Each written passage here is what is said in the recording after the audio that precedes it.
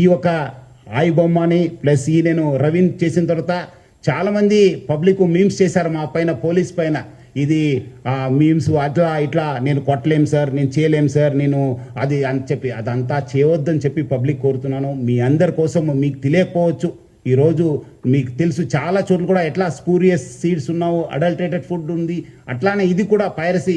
మీకు తెలియకుండానే మీకు నష్టం జరుగుతుంది. ఏదో తక్కువ రేట్లో వస్తుందని చెప్పి మీరు ఏదో వస్తువు కొంటారు, ఆ వస్తువు ఒరిజినల్ డూప్లికేట్ అన్నది మీకు తెలియదు. అదేవిధంగా రైతులు కూడా మీకు తెలుసు, ఇప్పుడే మన సార్ కూడా చెప్పారు మార్నింగ్, స్పూరియస్ సీడ్స్ వల్ల కూడా ఎట్లా మనం నష్టపోయినారు. చాలామంది రైతులు కావచ్చు, మన ఫ్యామిలీస్ కూడా నష్టపోయినారు. అట్లానే ఇది కూడా పైరసీ అంటే అది స్పూరియస్, ఒక అడల్టరేటెడ్ అన్నట్లే. మీకేదో తక్కువ రేట్లో వస్తుంది, మనం ఎందుకు అక్కడ ఫిలింలో చూడాలి, థియేటర్లో చూడాలని చెప్పి మీరు అనుకుంటారు. కానీ బట్ మీరందరూ కూడా ఒరిజినల్ కంటెంట్ చూడాలి, ఒరిజినల్ వస్తువుల్ని వాడాలి. సో చాలామంది చేస్తారు, వాళ్ళపైన కూడా మనం నిఘా పెట్టడం జరుగుతుంది.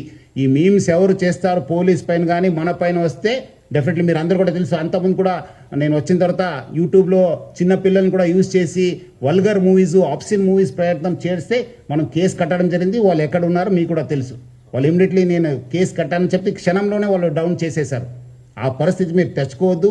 మంచి సమాజ నిర్మాణ కోసము, మంచి రాష్ట్ర అభివృద్ధి కోసము, దేశ అభివృద్ధి కోసం మీరందరూ కూడా ఎవరెవరు ఉన్నారో వాళ్ళు మనతోనే చేయకల్పాలి. మనం అందరూ కూడా ఒక మంచి సమాజ నిర్మాణం చేయడానికి మనము చేయాలని చెప్పి మీరందరూ కూడా కోరుతున్నాను.